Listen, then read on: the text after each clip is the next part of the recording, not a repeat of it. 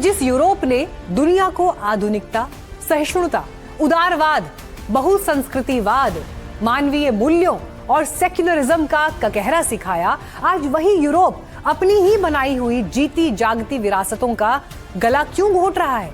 आखिर यूरोप की राजनीति और समाज में वो कौन सा अदृश्य कटप्पा पैदा हो गया है जिसके इशारे पर यूरोप अपनी सदियों पुरानी वैचारिक पहचान के बाहुबली की पीठ में तलवार घोंपने को तैयार खड़ा है?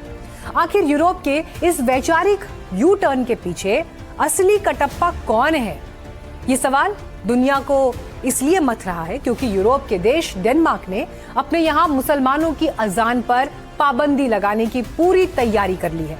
ये लगभग कुछ उसी तरह की मुहिम है जैसे उत्तर प्रदेश में मुख्यमंत्री योगी आदित्यनाथ ने सार्वजनिक स्थानों पर नमाज पढ़ने पर पाबंदी लगाई हुई है।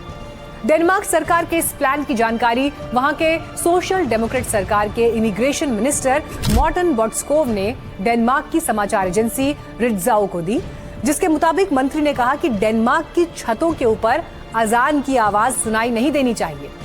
इसके लिए डेनमार्क में कोई जगह नहीं। अब आप डेनमार्क में घूम रहे हो तो आपको यह संदेह नहीं होना चाहिए कि आप कहीं इस्लामाबाद के किसी उपनगर में आ गए हैं।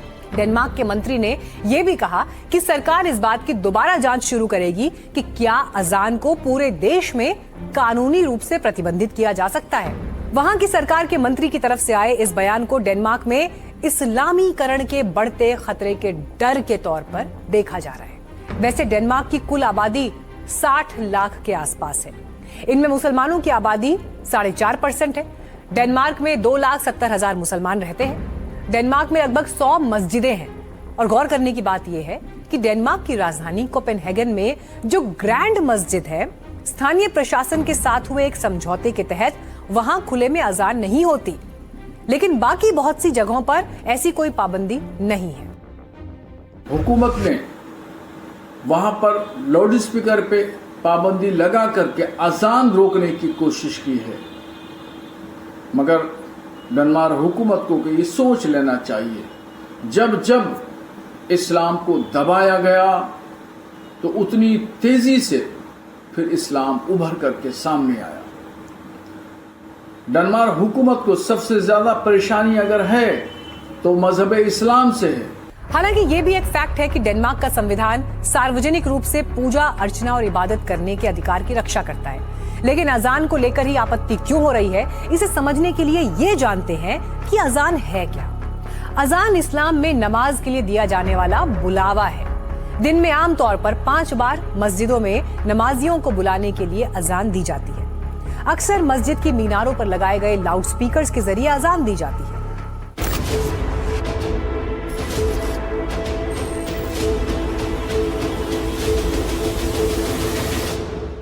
आपको याद होगा साल 2017 में भारत में भी मस्जिदों से लाउडस्पीकर से दी जाने वाली अजान को लेकर बड़ा विवाद हुआ था, जिसकी शुरुआत मशहूर सिंगर सोनू निगम के एक ट्वीट से हुई थी, जिसमें उन्होंने लिखा था कि वो मुस्लिम नहीं है, फिर भी सुबह अजान की आवाज से उनकी नींद खुलती है और ये जबरन थोपी गई धार्मिकता है। इस पर तब भारी विवाद हुआ था। सोनू निगम ने बाद में हालांकि वो ट्वीट डिलीट भी किया था, लेकिन डेनमार्क में अजान पर पाबंदी की तैयारी के पीछे बड़ी वजह है। जैसे ये माना गया कि सार्वजनिक स्थानों पर लाउडस्पीकर से अजान देने से दूसरे धर्म के लोगों या किसी धर्म को न मानने वालों को असुविधा हो सकती है। डेनमार्क की दक्षिणपंथी पार्टियां लंबे समय से इस बात की वकालत करती रही हैं कि लाउडस्पीकर पर अजान देना डेनिश संस्कृति और परंपराओं के अनुकूल नहीं है। यह भी दलील दी गई कि रिहायशी इलाकों में लाउडस्पीकर का इस्तेमाल ध्वनि प्रदूषण के नियमों के दायरे में आना चाहिए, चाहे वो किसी भी धार्मिक गतिविधि से जुड़ा हो। आपको ताज्जुब होगा कि डेनमार्क में जहां सबसे ज्यादा लगभग 75% ईसाई आबादी है, उसके बाद दूसरी सबसे ज्यादा 19% वो आबादी है जो किसी भी धर्म को नहीं मानती। लाउड स्पीकर इस्लाम का हिस्सा नहीं है। बगैर लाउड स्पीकर से पुराने जमाने में अजानें होती थी, और अगर लाउड स्पीकर कहीं नहीं है तो वहां भी बगैर लाउड स्पीकर से ऐसे ही अजान होती है। अजान इस्लाम का हिस्सा है, नमाज का हिस्सा है, मगर लाउड स्पीकर न अजान का हिस्सा है और न नमाज का हिस्सा है। लेकिन चाहे वो लाउड स्पीकर से अजान की बात हो या इस्लाम की किसी दूसरी प्रैक्टिस से जुड़ा विवाद हो, ये सिर्फ डेनमार्क का मसला नहीं, बल्कि पूरे यूरोप में पिछले कुछ समय से जब से राइट विंग का उभार हुआ है, सांस्कृतिक राष्ट्रवाद भी उतनी ही तेजी से सिर उठा रहा है, जिसमें प्रवासी समाजों और उनकी धार्मिकता को शक और भय की नजर से देखा जा रहा है। वैसे धार्मिक प्रतीकों की सार्वजनिक नुमाइश को लेकर यूरोप में कई तरह के प्रतिबंध हैं, और ये सिर्फ इस्लाम को लेकर ही नहीं। फ्रांस में 2004 से स्कूलों में धार्मिक प्रतीक को प्रदर्शित करने पर रोक है। 2011 में वहां नकाब पर पूरी तरह पाबंदी लगा दी गई। बेल्जियम में 2011 में सार्वजनिक स्थानों पर बुर्का या नकाब पहनने पर रोक लगाई गई। जर्मनी में 2017 से लोक सेवकों के लिए चेहरा ढकने वाले घूंघट पर प्रतिबंध है। ऑस्ट्रिया में 2017 से चेहरा ढकने वाले कपड़ों पर कानूनी प्रतिबंध है। स्विट्जरलैंड में 2021 में सार्वजनिक रूप से सिर पर दुपट्टा पहनना बैन है। डेनमार्क में बुर्के पर पहली बार 2018 में प्रतिबंध लगाया गया। डेनमार्क अब अजान पर प्रतिबंध की तैयारी कर रहा है। वहीं ब्रिटेन और जर्मनी में भी मस्जिदों से अजान देने के समय और उसकी आवाज की तीव्रता पर कुछ सीमाएं लगाई गई हैं। लेकिन डेनमार्क धार्मिकता के मामले में बड़ा संवेदनशील रहा है। जैसे 2005 में एक डैनिश अखबार के पैगंबर मोहम्मद के विवादास्पद कार्टून छापने के बाद वहां चरमपंथी हमले बढ़े।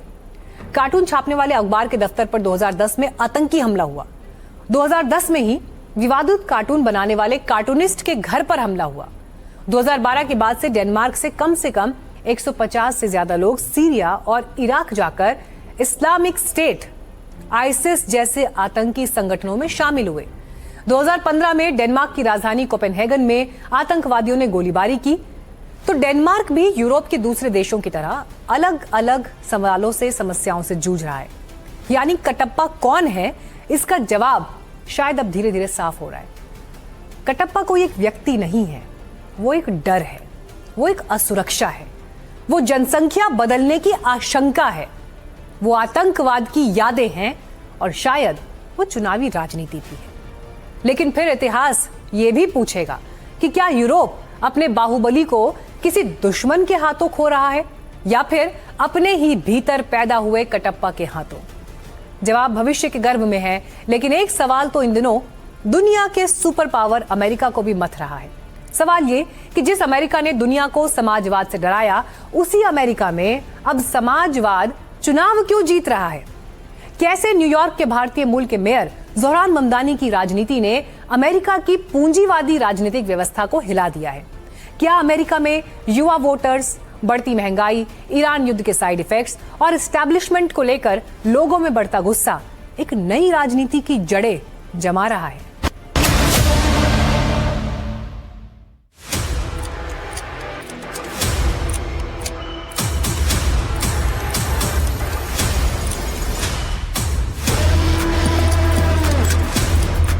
यूनाइटेड स्टेट्स ऑफ अमेरिका फिलहाल दुनिया की इकलौती सुपर पावर, दुनिया में पूंजीवाद का सबसे बड़ा और कामयाब मॉडल, जिसने अपनी अमीरी से दुनिया भर में धाक जमाई हुई है, जिसकी अर्थव्यवस्था, जिसकी विकास दर और जिसकी ताकत की पूरी दुनिया में हनक है।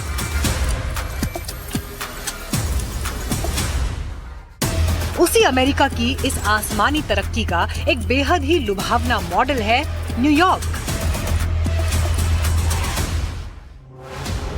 न्यूयॉर्क यानी अमेरिका का सबसे ज्यादा आबादी वाला शहर। वो न्यूयॉर्क जिसकी पहचानों में times square, Manhattan, statue of liberty जैसे प्रतीक चार चांद लगाते हैं।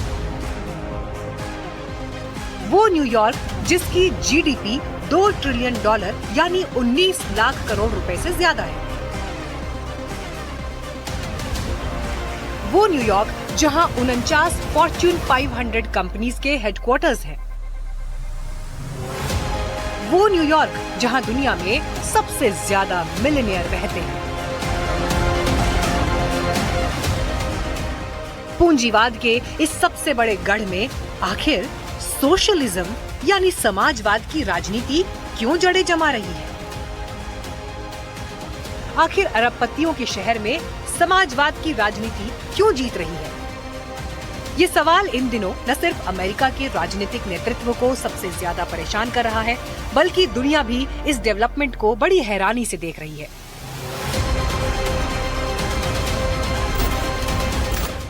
भारतीयों की भी इस पर नजर ज्यादा है क्योंकि अमेरिका की इस राजनीतिक हलचल का सबसे बड़ा चेहरा बने हैं ज़ोहरान ममदानी, जो न्यूयॉर्क के मेयर हैं और भारतीय मूल के माता पिता की संतान हैं और अमेरिका में रहकर अपनी हिंदू विरासत पर गर्व जताते हैं।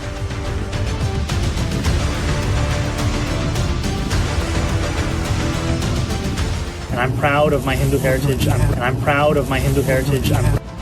ज़ोहरान ममदानी फिर से अमेरिकी राजनीति के केंद्र में इसलिए हैं क्योंकि अमेरिकी संसद के प्राइमरी चुनावों में ज़ोहरान ममदानी के 3 सपोर्टर्स ने बड़ी जीत दर्ज की है। ममदानी के समर्थन वाले तीनों उम्मीदवारों का संबंध डेमोक्रेटिक सोशलिस्ट ऑफ अमेरिका से है। खुद को सोशलिस्ट बताने वाले ज़ोहरान ममदानी के समर्थक उम्मीदवारों ने अमेरिकी राष्ट्रपति डोनाल्ड ट्रंप के समर्थक उम्मीदवारों को धूल चटा दी। इससे ट्रंप इस कदर भड़के हुए हैं कि उन्होंने सोशल मीडिया पर लंबी चौड़ी पोस्ट लिख दी। ट्रंप ने लिखा, मेयर ममदानी 3 कट्टर कम्युनिस्ट उम्मीदवारों को जीत दिलाने में कामयाब रहे हैं और उन्हें फेक न्यूज मीडिया की तरफ से जोरदार और लगभग सर्वसम्मत सराहना मिल रही है। बधाई हो मिस्टर मेयर।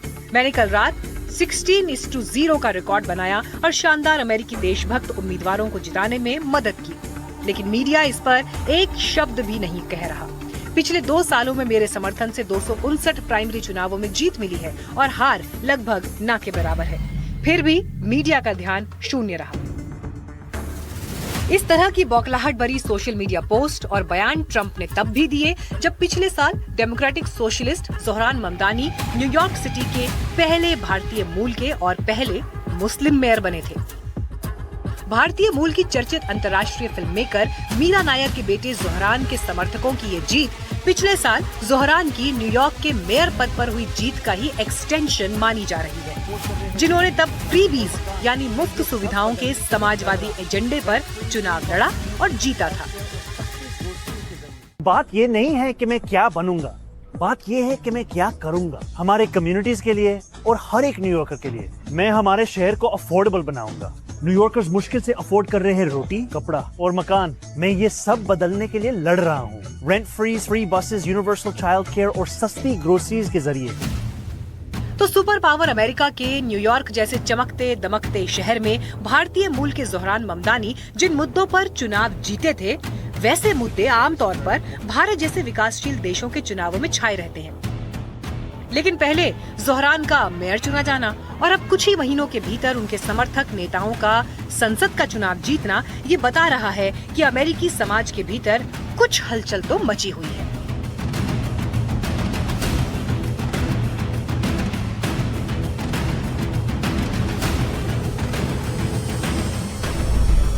आखिर जिस अमेरिका ने दुनिया को समाजवाद से डराया, उसी अमेरिका में अब समाजवाद चुनाव क्यों जीत रहा है?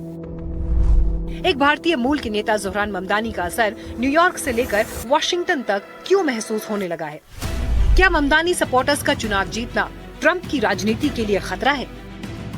क्या अमेरिका में जमीनी स्तर पर एक नई राजनीति जन्म ले रही है?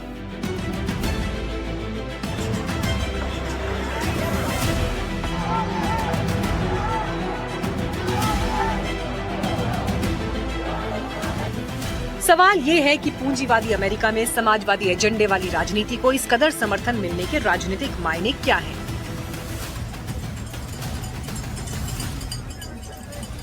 क्या ये अमेरिका की ट्रंप सरकार के खिलाफ लोगों के गुस्से का इजहार है? एक बात तो तय लग रही है कि अमेरिकी चुनावों का ये जनादेश कहीं ना कहीं अमेरिकी एस्टैब्लिशमेंट के खिलाफ है। इससे ये भी संकेत मिल रहा है कि अमेरिका का वोटर ईरान युद्ध और उससे बड़ी महंगाई से परेशान है। उसे ट्रंप की अमेरिकी नीतियां पसंद नहीं आ रही और इसके संकेत रॉयटर्स और इप्सोस के ताजा सर्वे में भी मिले हैं, जिसके मुताबिक सिर्फ 23% अमेरिकन ने ही ईरान के साथ हुए युद्ध को जायज माना, जबकि 35% लोगों का मानना है कि अमेरिका अब पहले से कमजोर स्थिति में पहुंच गया है। यानी लगभग आधे अमेरिकन का मानना है कि ईरान युद्ध बिल्कुल फायदे का सौदा नहीं था। जाहिर है अमेरिका के लोग इस युद्ध के असर भुगत रहे हैं, इसीलिए उस गुस्से का इजहार कुछ सीटों पर हुए चुनाव में देखा गया। यानी अमेरिका में अरबपतियों के शहर में समाजवाद की राजनीति जीत रही है। इस ताजा सर्वे के नतीजों में भी इसकी झलक दिखाई दे रही है।